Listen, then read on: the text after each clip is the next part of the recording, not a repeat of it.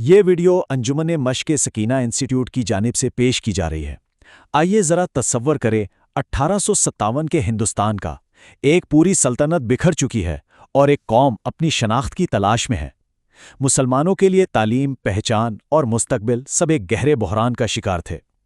ہر طرف بس ایک ہی سوال گونج رہا تھا، آگے کا راستہ آخر ہے کیا؟ اس دور میں ہندوستانی مسلمانوں کے سامنے تعلیم کے دو بالکل الگ الگ راستے تھے۔ ایک طرف علی گڑھ تھا جو کہہ رہا تھا کہ مستقبل مغربی علوم اور انگریزی زبان میں ہے، تو دوسری طرف دیوبند تھا جو اپنی دینی روایات اور علوم کو مضبوطی سے تھامے ہوئے تھا۔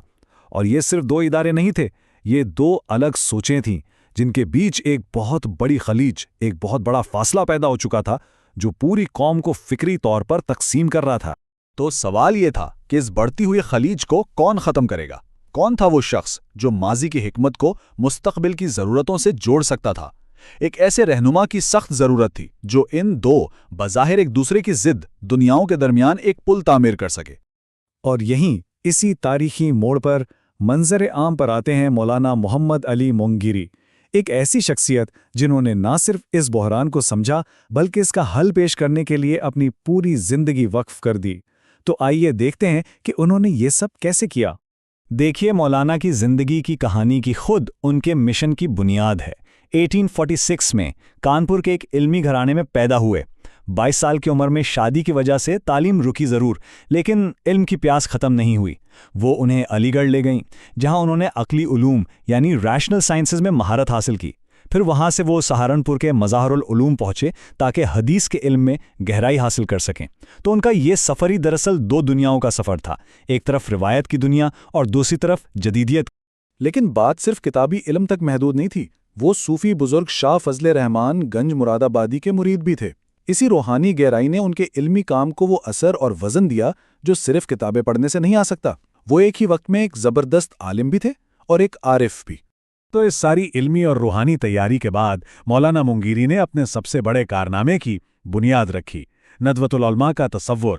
یہ صرف ایک اور ادارہ نہیں تھا بلکہ ایک پوری تحریک کا آغاز تھا جو ان دو بکھرے ہوئے کناروں کو جوڑنے والی تھی۔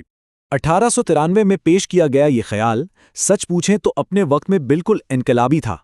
مقصد صرف ایک اور مدرسہ بنانا نہیں تھا بلکہ پورے تعلیمی نظام کی اصلاح کرنا تھا، اور سب سے بڑی بات یہ ایک ایسا پلیٹ فارم بنانا تھا جہاں شیعہ، سنی، اہل حدیث، دیوبندی، تمام علماء اپنے فرقہ وارانہ اختلافات بھلا کر ایک میز پر بیٹھیں تاکہ ایک ایسی نسل تیار ہو جو دین کو بھی سمجھے اور دنیا کو بھی۔ اچھا، تو سوال یہ ہے کہ آخر اس اصلاح کی ضرورت ہی کیوں پیش آئی؟ وجہ یہ تھی کہ اس وقت کا جو نصاب تھا، درس نظامی، وہ صدیوں پرانی منطق اور فلسفے پر بہت زیادہ زور دیتا تھا۔ یہ نصاب ایک ایسے دور کے لیے تھا جو گزر چکا تھا، اور یہ نئے زمانے کے چیلنجز اور سوالوں کا جواب دینے کے لیے کافی نہیں تھا۔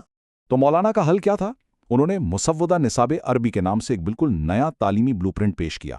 اس میں پرانی اور غیر ضروری منطق کو کم کر کے عملی دینیات کو اہمیت دی گئی۔ عربی زبان میں صرف پیچیدہ گرامر کے بجائے جدید ادب اور بول چال پر زور دیا گیا، اور سب سے بڑا انقلابی قدم، انگریزی، سائنس اور جغرافیہ جیسے جدید مضامین کو نصاب کا حصہ بنایا گیا۔ یہ دین اور دنیا کا حقیقی سنگم۔ اور پھر 1898 میں وہ دن آیا جب یہ خواب حقیقت بن گیا۔ لکھنؤ میں دارالعلوم ندوۃ العلماء کا باقاعدہ آغاز ہوا اور مولانا محمد علی مونگیری اس کے پہلے ناظم بنائے گئے۔ ایک سوچ نے ایک ایسے ادارے کی شکل اختیار کر لی جو آج بھی قائم ہے۔ لیکن کہانی یہاں ختم نہیں ہوتی۔ 1903 میں جب وہ ندوہ سے الگ ہوئے تو ان کا مشن رکا نہیں بلکہ ایک نئے مرکز سے اور زیادہ گہرائی کے ساتھ جاری رہا۔ 1901 میں انہوں نے منگیر میں خانقاہ رحمانیہ کی بنیاد رکھی۔ یہ صرف ایک روحانی مرکز نہیں تھا بلکہ بہار اور بنگال کے عوام تک اسلام کی تعلیم پہنچانے کا ایک بہت بڑا ذریعہ بن گیا۔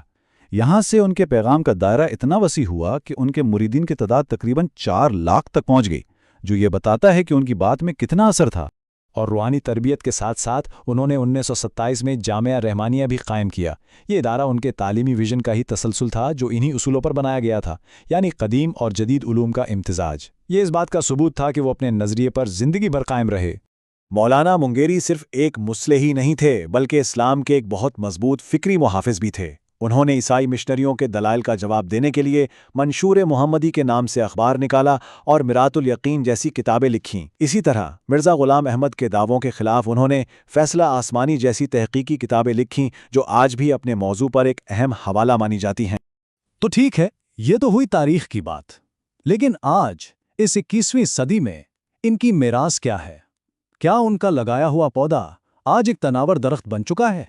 इनके विजन की पायदारी का सबसे बड़ा सबूत उनकी आने वाली नस्लें हैं। इनके बाद उनके बेटे मौलाना मुंतल्ला रहमानी ने all India Muslim personal law board की बुनियाद रखकर इस काम को कौमी सतह पर फैलाया।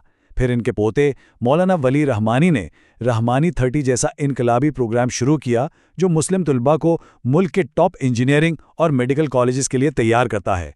ये एक नस्ल से दूसरी नस्ल तक बहने वाला इल्म का एक दरिया है। तो आज उनकी मिरास क्या है? नदवतुल उलमा इस्लामी तालीम का एक आलमी मरकज़ है।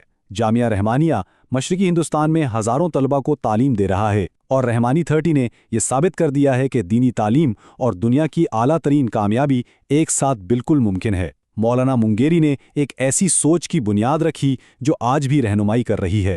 मौलाना मुंगेरी ने अपने वक्त के लिए एक पुल बनाया। सोचने की बात यह है कि आज के दौर में हमारे ज़माने को किन पुलों की ज़रूरत है? ये एक ऐसा सवाल है जो उनकी ज़िंदगी हमें सोचने पर मजबूर करती है।